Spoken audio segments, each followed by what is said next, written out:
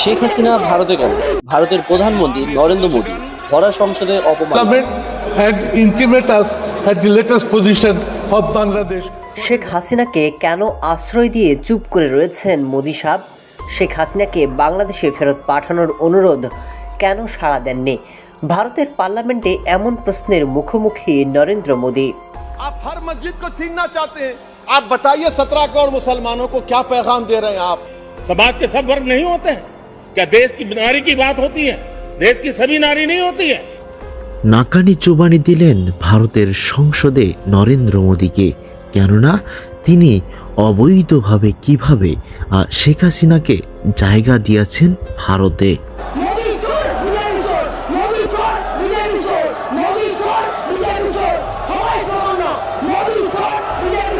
পাশাপাশি থাকবে আমাদের দেশের প্রধানমন্ত্রীর উদ্দেশ্যে কিছু প্রশ্ন, যেগুলো শুধু আমি একজন এমপি হিসেবে বা আমার পার্টির পক্ষ থেকে করব না, করব 140 কোটি ভারতবাসীর পক্ষ থেকে।